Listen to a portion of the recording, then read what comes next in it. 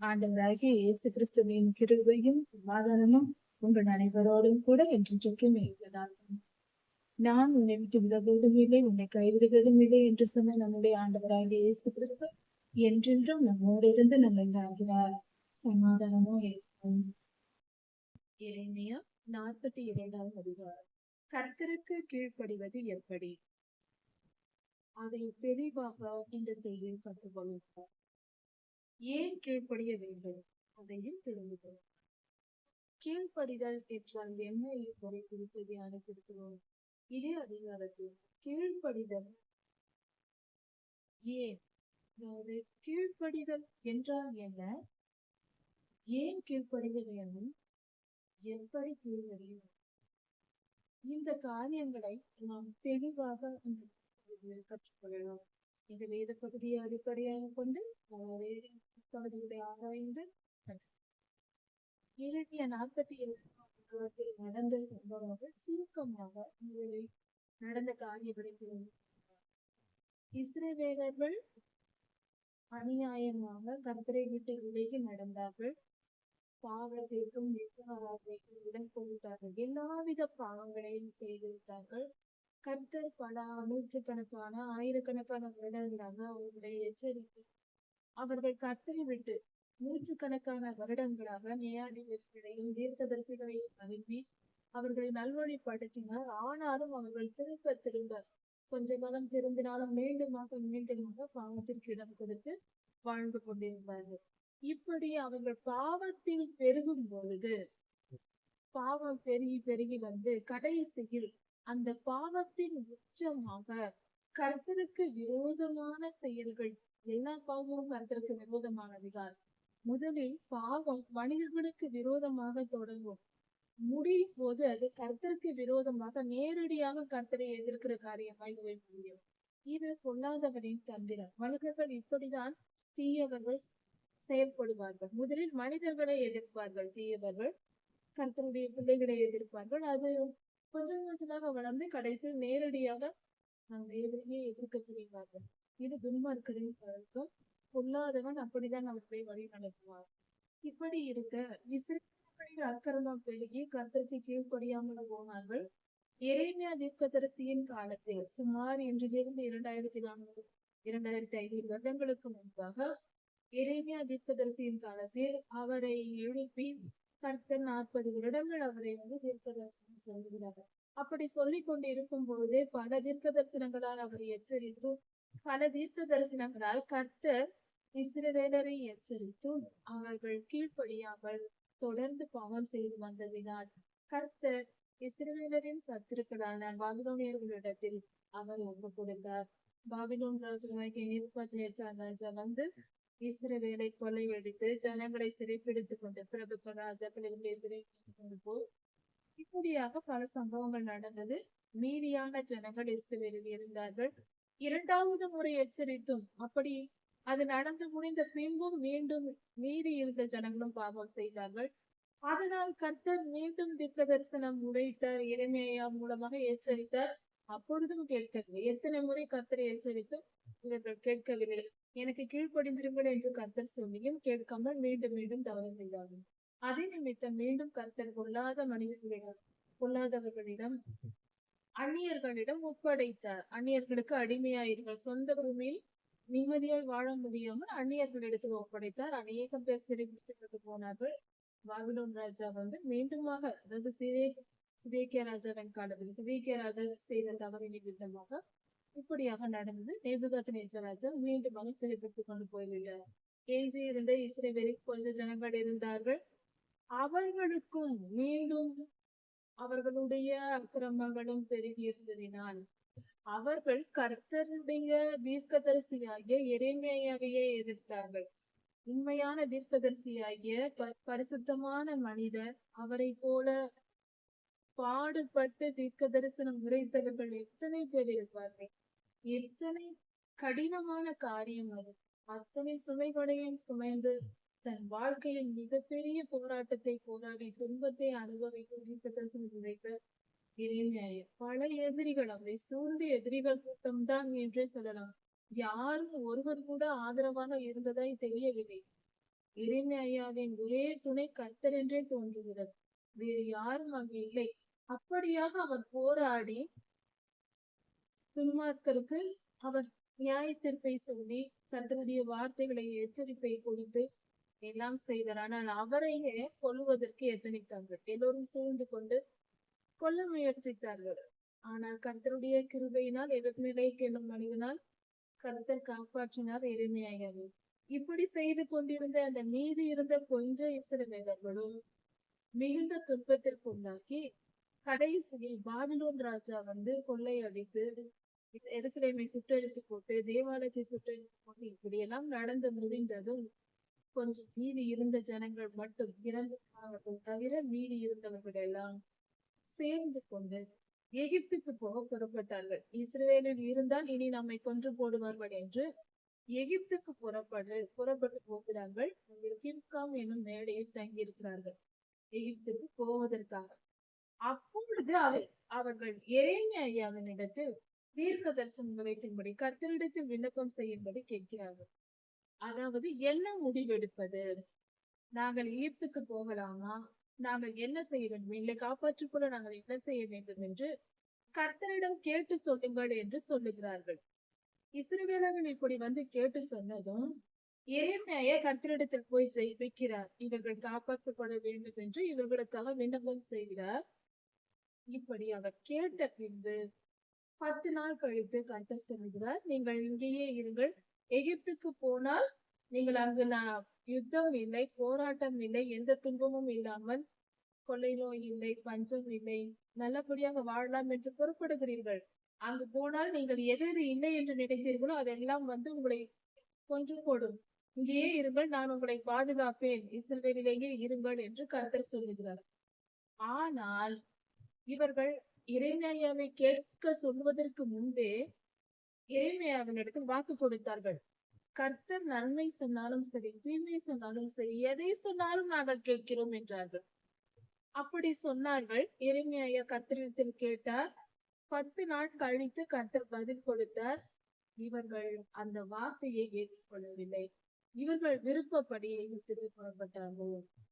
கர்த்தருக்கு கீழ்ப்படிவோம் என்றார்கள், ஆனால் கீழ்ப்படியவில்லை. ஒரு காரியம் தெரிந்து கொள்வோம்.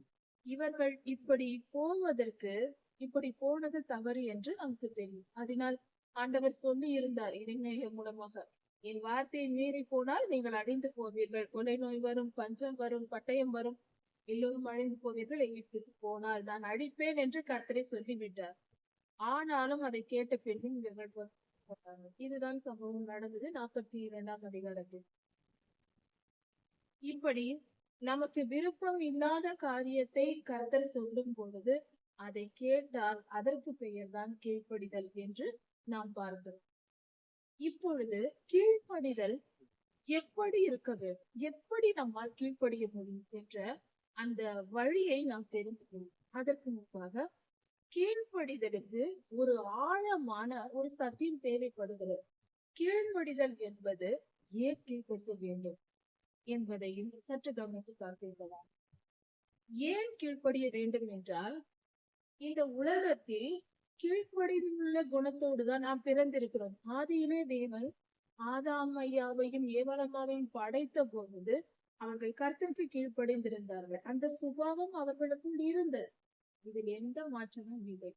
எப்பொழுது அவர்கள் இச்சை கொண்டார்களோ, வலுசற்பம் அவர்களை வஞ்சித்ததோ, பாவம் வந்ததுதான் அவர்கள் அதை மீறினார்கள். ஏமாந்து போய் மீறிவிட்டார்கள். அதுதான் அவர்கள் செய்த தவறு. சரி, இந்த கீழ்ப்படிதல் ஏன் தேவை என்றால், இந்த பூமி பாவத்திற்கு முன்பாக ஏவாளமா பரிசுத்தமாய் வாழ்ந்தபோது, பாவம் செய்யாமல் அந்த பழத்தை சாப்பிடாமல் அதற்கு முன்பாக அவர்கள் வாழும் வரைக்கும் இந்த பூமி பரிசுத்தமாய் இருந்தது. அங்கு சட்ட திட்டங்கள் தேவைப்படவில்லை. அதாவது எதை செய்தாலும் நன்மையானதாகவே இருந்தது. ஒரு உதாரணத்தை பார்ப்போம். அதாவது நாம் பாதையில் நடந்து போய் கொண்டிருக்கிறோம், ஒரு காடான பாதையில். அப்பொழுது 2 பாதை நமக்கு முன்பாக விரிந்து போகிறது. 2 பாதை போகிறது. நமக்கு எந்த பாதையில் போக வேண்டும் என்று நமக்கு தெரியவில்லை. போய்கொண்டிருக்கிறோம், 2 பாதை இருக்கிறது, எதில் போக வேண்டும் என்று தெரியவில்லை. அதனால் நம் அருகில் இருக்கிறவரை பார்த்து கேட்கிறோம் எந்த பாதையில் போக வேண்டும் என்று. அதற்கு அவர்கள் சொல்வார்கள், இது நல்ல பாதை, இந்த பாதையில் போங்கள், இந்த பாதையில் போனால் உங்களுக்கு துன்பம் நேரிடும், இது கரடுமுரடாக இருக்கும், போவது கடினம், நீங்கள் இந்த பாதையில் போங்கள், இது சிறந்ததாக இருக்கும் என்று ஒரு காட்டில் நடந்து போகும்போது வழியில் சொல்லுவார். பெரியவர்கள் ஆலோசனையை கேட்டு அங்கிருப்பவர்களை கேட்டு செல்லலாம். ஒரு நகரமாய் இருந்தாலும் கூட இந்த பாதையில் செல்லுங்கள் என்று சொல்வது வழக்கம். அந்த நல்ல பாதையும் கெட்ட பாதையும் இருப்பதினால்தான் தெரிந்தெடுக்க வேண்டிய அவசியம் இருக்கு. எல்லாமே நல்ல பாதையா இருந்தால் எந்த பாதையும் வேண்டும் என்றாலும் செய்யலாம்.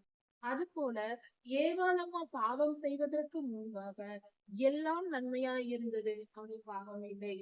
எப்பொழுது அவர்கள் பாவம் செய்தார்களோ அதன் பின்பு மனித வாழ்க்கைக்கு சட்ட திட்டங்கள் தேவைப்பட்டது, கீழ்ப்படிதல் தேவைப்பட்டது.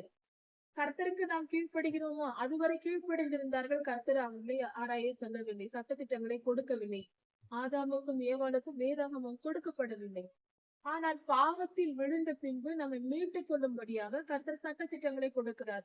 ஓய்வு நாள் ஆசரிப்பை கொடுத்தார், விருத்த சேதன உடன்படிக்கையை செய்தார், 10 கட்டளைகளையும் கற்பனைகளையும் கொடுத்தார். இப்படியாக செய்தார். கடைசியாக புதிய உடன்படிக்கையாக ஆண்டவராகிய இயேசு கிறிஸ்து நமக்காக திருவிருந்தை கொடுத்திருக்கிறார். சரி, இப்படி வரிசையாக சட்டத்திட்டங்கள் கொடுக்கப்படுகிறது. ஏன்?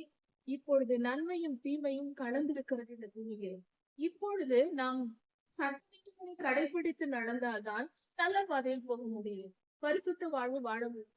இவ்வுலகத்தில் நமக்கு 2 வாய்ப்பும் கிடைத்து விட்டது. போதும், ஆதாமுக்கும் ஏவாளுக்கும் ஆதியிலே பரிசுத்த வாழ்வு மட்டுமே வாய்ப்பாக இருந்தது.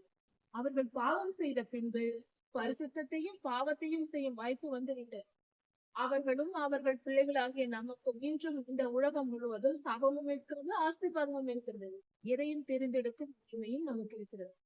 இப்படி 2 பாதைகள் இருக்கும் பொழுது நாம் கர்த்தருடைய வழிகளில் நடக்கும் பொழுது அது பரிசுத்த பாதையா இருக்கிறது, கர்த்தரிடத்தில் கொண்டு போய் பாதையா இருக்கிறது. நீதி நியாயமும் இருக்கிறது, அநியாயமும் அக்கிரமமும் இருக்கிறது. நீதியை கற்றுக்கொண்டு கீழ்ப்படிந்து நடந்தால் அது கர்த்தரிடத்தில் கொண்டு போய் நம்மை சேர்க்கும். நீதிமான்களின் பாதைதான் கர்த்தரிடத்தில் போய் சேரும். அக்கிரமும் அநியாயமும் பாதாளத்தில் தான் மனிதனை கொண்டு போய் சேர்க்கும். அப்படி என்றால் கீழ்ப்படிதல் அவசியம். கர்த்தருடைய வார்த்தைகள் நமக்கு நீதியை போதிக்கிறது. அதை கேட்டு நடக்கும் பொழுது நாம் கர்த்தருடைய வழிகளில் சென்று அவரிடம் போய் சேரலாம், பரலோகம் அடையலாம். அப்படி என்றால் கீழ்ப்படிதல் அவசியம். கர்த்தருடைய வார்த்தைக்கு செவி கொடுக்கவில்லை, நாம் கேட்கவில்லை, அந்த வார்த்தை கற்பனைகளையும் வேத வசனம் மொத்தமாக எல்லா வேத வசனங்களையும் படித்து எல்லாம் தேவை. எல்லா சூழ்நிலைகளுக்கும் நமக்கு ஆலோசனை கொடுக்கப்பட்டிருக்கிறது. மனித வாழ்வில் என்னென்ன சூழ்நிலை எல்லா மக்களுக்கும் வரும், மனித இனத்திற்கு வரும் மொத்த சூழ்நிலைகளுக்கும் பதில் வேதாகமத்தில் இருக்கிறது. வேதாகமத்தில் சொல்லப்படாத சூழ்நிலை எதுவுமே மனித வாழ்வில் இல்லை. இப்படி இருக்க நாம் செய்ய வேண்டியது என்ன? கீழ்ப்படிதல் அவசியம். கீழ்ப்படிந்தால் மட்டும் கர்த்தருடைய வார்த்தைக்கும் அவருடைய வசனங்களுக்கு நாம் கீழ்ப்படிந்து நடக்கும் பொழுதுதான் நாம் கர்த்தருடைய ராஜ்யத்தில் போய் சேர முடியும். அதனால் கீழ்ப்படிதல் அவசியம் என்பதை தெரிந்து கொள்வோம். அதுவே நமக்கு சரியான பாதையை காட்டும்.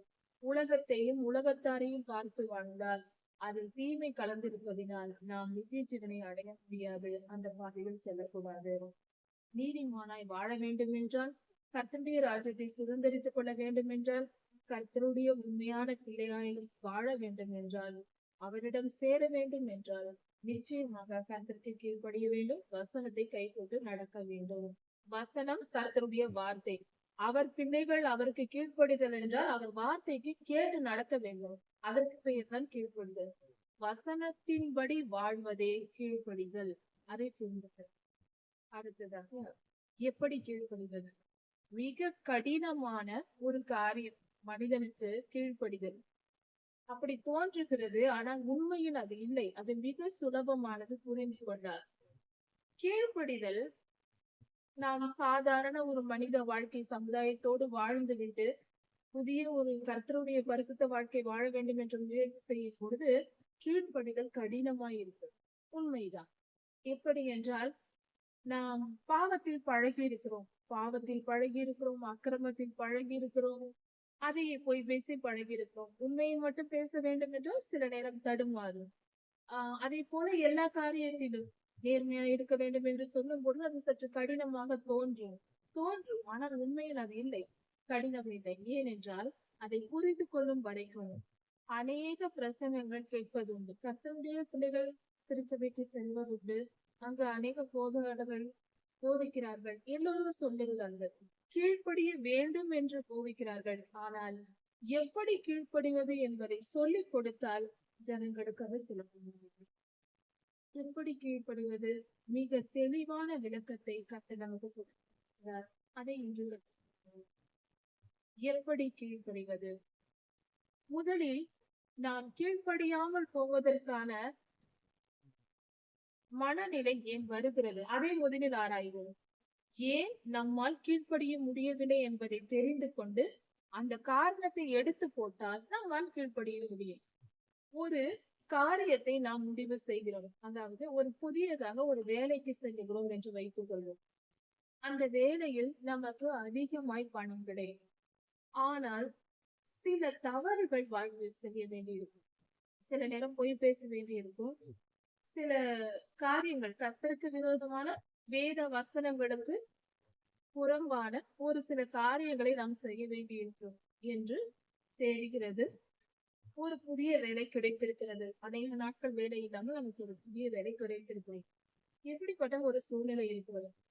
இப்பொழுது நாம் அதற்கு முடிவெடுக்க வேண்டும். இந்த வேலைக்கு செல்லலாமா வேண்டாமா என்று. அப்பொழுது நாம் என்ன செய்வோம்? முதலில் அந்த வேலையை குறித்து நன்றாக யோசிப்போம். நம் சூழ்நிலைகளை எல்லாம் நாம் யோசிப்போம். ஆஹா, இத்தனை நாள் நமக்கு வேலை கிடைக்கவில்லை, இந்த வேலை நல்ல வேலையாக இருக்கிறது, அதிக சம்பளமா இருக்கிறது, நமக்கு சுலபமான வேலையா இருக்கிறது. இப்படி எல்லா நல்ல காரியங்களையும் யோசித்து அதன் பின்பு அந்த வேலைக்கு செல்ல வேண்டும் என்ற ஆசை நமக்கு வந்துவிடும்.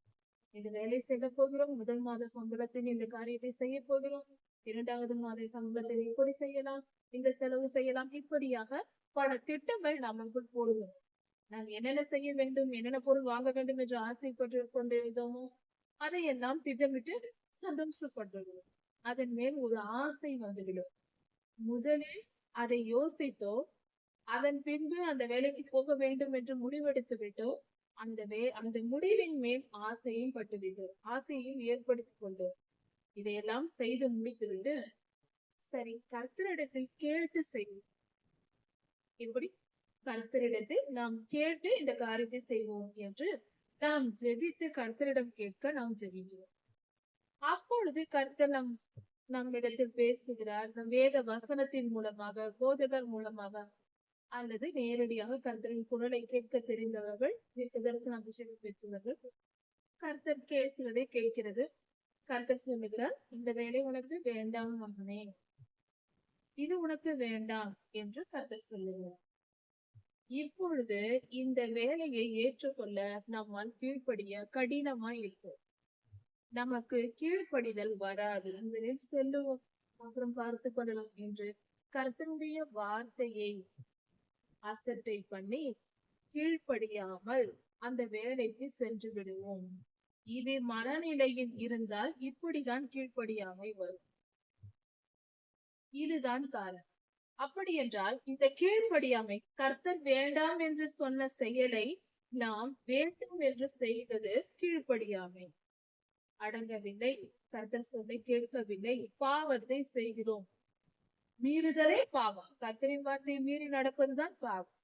இங்கே எரேமியா தீர்க்கதரிசியின் 42ஆம் அதிகாரத்திலும் அதுதான் சொல்லப்பட்டிருக்கிறது. இஸ்ரவேலர்கள் எஞ்சி இருந்தவர்கள் எகிப்துக்கு போக கிம்காம் வரைக்கும் வந்து விட்டார்கள். இங்கு வந்து முடித்த பின்பு கர்த்தர் வேண்டாம் என்று சொன்னதும் அவர்கள் என்ன செய்தார்கள்? திரும்பி போகவில்லை. புறப்பட்டு வந்து விட்டோம், அங்கே போவோம், நாம் விரும்பிவிட்டோம், விரும்பியதை செய்வோம் என்று. இந்த 3 காரணிகள். முதலில் ஒரு விஷயத்தை அவர்கள் ஆராய்ந்தார்கள். முதலில் நாம் வேலைக்கு போக வேண்டுமா என்று யோசித்தோம், அதன் பின்பு முடிவெடுத்தோம், அதன் மேல் ஆசையை வளர்த்து கொண்டோம். இந்த 3 நிலைகளும் தான் நம் பாவத்திற்கு காரணமாய் இருக்கிறது. நாம் கீழ்ப்படியாமல் போவதற்கு இந்த 3 காரணிகளும் தான் காரணம். சரி, இந்த 3ஐயும் செய்யாமல் இருந்து விட்டால் போதுமானது. அருமையாய் நாம் கீழ்ப்படிவோம். கீழ்ப்படிதல் மிக சுலபமாவது எப்படி என்றால் இப்படிதான். இந்த 3 காரியங்களையும் நாம் செய்யக்கூடாது. ஒரு முடிவெடுத்த பின்பு அதை குறித்து ஆராய்ந்து முடிவெடுத்து அதன் மேல் ஆசையை வளர்த்து கொண்டு கர்த்தரிடம் போய் கேட்பதை விட, ஒரு வேலை வந்திருக்கிறது, இப்படிப்பட்ட சூழ்நிலை இருக்கிறது, அதை குறித்து யோசிக்க தொடங்கக்கூடாது. நேரடியாக முதலில் நாம் யோசிக்காமல் அதை கொண்டு போய் கர்த்தரிடத்தில் ஒப்படைக்க வேண்டும். அந்த விஷயத்தை முதலில் கர்த்தரிடத்தில் சொல்ல வேண்டும். நாம் போட்டு அதை யோசிக்கவே கூடாது. முதலில் நாம் எதையும் யோசிக்க கூடாது. கர்த்தாவே, எனக்கு இந்த இடத்தில் வேலை வந்திருக்கிறது, சூழ்நிலைகள் இப்படி இருக்கிறது, நான் இதற்கு போகலாமா போகக்கூடாதா? இங்கு நான் போனால் தவறு செய்ய நேரிடும், பொய் சொல்ல வேண்டி வரும், உமக்கு விரோதமான காரியங்களை செய்ய நேரிடும், இதற்கு நான் போகலாமா என்று அதே மனிதராகிய நாம் போய் கர்த்தரிடத்தில் கேட்டால் கர்த்தர் என்ன சொல்லுவார்? முதலில் சொன்ன அதே பதில், இந்த அதே காரியம்தான். அதனால் கர்த்தர் என்ன சொல்லுவார்? வேண்டாம் என்று சொல்லுவார். நாம் அதை கேட்ட உடனே கர்த்தர் சொல்லிவிட்டார், கர்த்தருக்கு கீழ்ப்படிய வேண்டும், நாம் அதுக்கு போக வேண்டாம். மீறி சென்றால் என்ன நடக்கும்? கண்டிப்பாக துன்பம் தான் நடக்கும். நாம் என்னென்ன நன்மைகள் நடக்கும் என்று நினைத்தோமோ அது எதுவுமே நடக்காது. நாம் எதை எதிர்பார்க்கவில்லையோ அத்தனை துன்பங்களும் அதில் சேர்ந்து வரும். கர்த்தருக்கு கீழ்ப்படிவோம், நல்வாழ்வு வாழ்வோம். இந்த வேலைகளை என்றால் நல்லபடியே ஆண்டவர் தருவார். கர்த்தர் தருவதை ஏற்றுக்கொள்வோம் என்ற மனநிலை வந்துவிடும். அப்படி என்றால் நாம் கீழ்ப்படிய வேண்டும் என்றால் அதற்கு முதலில் நாம் செய்ய வேண்டியது, எந்த காரியத்தை குறித்தும் நம் வாழ்க்கையில் நாம் எந்த விஷயம் சிறிதாய் இருந்தாலும் பெரிதாய் இருந்தாலும் முதலில் கர்த்தரிடத்தில் கேட்டுவிட்டு அதன் பின்பு அந்த காரியத்தை குறித்து நாம் யோசித்தால் மிக சுலபமாய் இருக்கும். கீழ்ப்படிதல் மிக சுலபம். அன்றாடம் கீழ்ப்படியலாம், எல்லா காரியத்திலும் கீழ்ப்படியலாம், சிறியது பெரியது என்ற வித்தியாசம் இல்லாமல் கீழ்ப்படியலாம். இதுவே சுலபமான வழி கீழ்ப்படிதலை. இதை உறுதிப்படுத்தும்படியாக ஆதாம் ஏவாள் தான் முதலில் பாவம் செய்தார்கள். கீழ்ப்படியாமை அவர்கள் மூலமாய் வந்தது. ஏவாளமாய் செய்த அந்த செயலை சற்று ஆராய்ந்து பார்த்தால் நாம் புரிந்து கொள்ளலாம். அதாவது ஆதாம் இடத்திலும் ஏவாள் இடத்திலும் கர்த்தர் அந்த பழத்தை சாப்பிடும் நாளில் நீங்கள் சாவீர்கள் என்று சொல்லியிருந்தார்.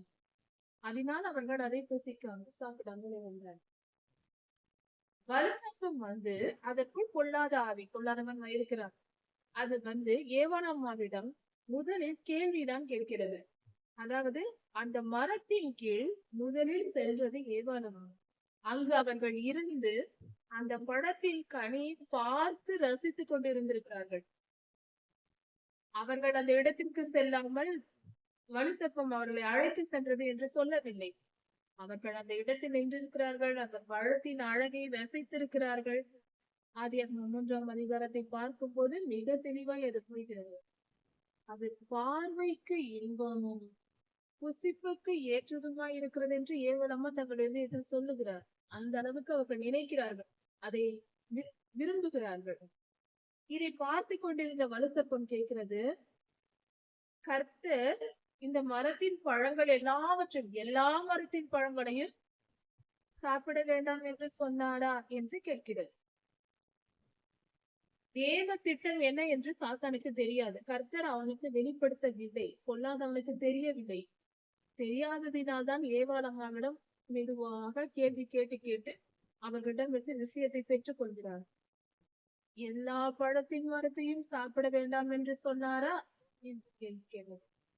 இல்லை இல்லை, இந்த ஒரு மரத்தின் பழத்தை தான் சாப்பிட வேண்டாம் என்று சொன்னார் என்று வெகுளியாக ஏவாளம்மா சொல்லிவிட்டார்கள். வஞ்சகம் இல்லை, அவர்களுக்கு அப்படியே உண்மையை சொல்லிவிட்டார். அவன் பொல்லாதவன், அவரிடம் சொல்லக்கூடாது என்ற விவரம் தெரியுது. செய்தார்கள் அல்லவா? இந்த மரத்தின் கனியை தான் புசிக்க வேண்டாம் என்று கர்த்தர் சொன்னார் என்று சொன்னார்கள். அதன் பின்புதான் அவன் இல்லை, அப்படி இல்லை என்று ஆசை வார்த்தையை சொல்லி அந்த பழத்தை சாப்பிட வைத்தார். அவன் சொன்னதும் ஏவாளம்மா யோசிக்கிறார்கள். ஆதியாகமம் 3ஆம் அதிகாரத்தை கவனித்து பார்த்தால் தெரியும். அந்த கனியை பார்க்கிறார்கள், அது அழகாய் இருக்கிறது, அதை சாப்பிடுவது நல்லது என்று தோன்றுகிறது இவர்களுக்கு. இப்படி அந்த பழத்தை குறித்து ஒரு நிதானித்து அதை ஏற்றுக்கொண்டு கர்த்தருடைய வார்த்தையை மீறுகிறார்கள். இதில் அவர்கள் யோசிக்கிறார்கள், முடிவெடுக்கிறார்கள், அதன் மேல் ஆசை வைக்கிறார்கள். இந்த 3 நிலையும் செய்த பின்பு அவர்கள் அந்த பழத்தை சாப்பிட்டு கர்த்தருக்கு கீழ்ப்படியாமல் போகிறார்கள். இதைதான் கர்த்தர் பற்றிக்கொள்ள சொல்கிறார். எந்த காரியத்தை முடிவெடுப்பது என்றாலும், எந்த ஒரு பிரச்சனையா இருக்கலாம், ஒரு இடத்திற்கு வெளியூர் செல்ல வேண்டும் என்றாலும் கூட, ஒரு காரியத்தை செய்ய வேண்டும் என்றாலும், உபவாசிக்க வேண்டும் என்றாலும், கர்த்தாவே நான் இதை செய்யலாம். முதலில் கர்த்தரிடம் கேட்டு விடுவோம். அதன் பின்பு யோசிப்போம். யோசித்து விட்டு கேட்டால் கீழ்ப்படிதல் கடினமாய் இருக்கிறது. சுவாமி, நம் மனதில் கேள்வி எழும் போதே உடனே கர்த்தரை நோக்கி ஜெபிக்க தொடங்கிவிட வேண்டும். இப்படி நாம் செய்யும் போது, கர்த்தாவே இதை நாம் செய்யலாமா என்று நாம் யோசிக்க, நம் மனதை நாம் யோசிக்க நினைக்கும் போது, உடனே அதே நொடியில் கர்த்தரை நோக்கி கேட்டுவிட்டால் முடிந்து விட்டது. இப்படி ஒரு எண்ணம் வருகிறதே, கர்த்தாவே இது உடைய சித்தமா, நான் இதை செய்யலாமா, இன்று நான் இந்த இடத்திற்கு செல்லலாமா, நாளை இந்த காரியத்தை செய்யலாமா? இப்படி உடனுக்குடன் கர்த்தரை கேட்டு நாம் செய்யும் போது கீழ்ப்படியாமையே வராது. எல்லாவற்றிலும் கீழ்ப்படிந்து நடக்க வேண்டும். ஆண்டவராகிய இயேசு கிறிஸ்துவை நாம் கேள்விப்பட்டிருக்கிறோம். அவர் இந்த பூமியில் வாழும் பொழுது, மனித அவதாரத்தில் இருக்கும் பொழுது, இரவு முழுவதும் ஜெபித்தார். கர்த்தருக்கு எல்லா திட்டங்களையும் கேட்டுக்கொண்டார். பகல் முழுவதும் அவர் சொன்ன வார்த்தைகளுக்கு அவர் கீழ்ப்படிந்து நடந்தார். அவன் கீழ்ப்படிந்து நடப்பதற்கு, பிதாவாகிய தேவனுக்கு கீழ்ப்படிந்து நடப்பதற்கு காரணம், அவர் ஆண்டவராகிய இயேசு கிறிஸ்து பிதாவாகிய தேவனுடைய சித்தத்தை காரியத்தினர் சிறியதோ பெரியதோ எல்லாவற்றிலும் கேட்டு தெரிந்து அதன்படி செய்ததினால்தான் அவரால் முழுமையாய் கீழ்ப்படிந்து வாழ முடிந்தது. அவர்தான் நமக்கு உதாரண புருஷராய் இருக்கிறார்.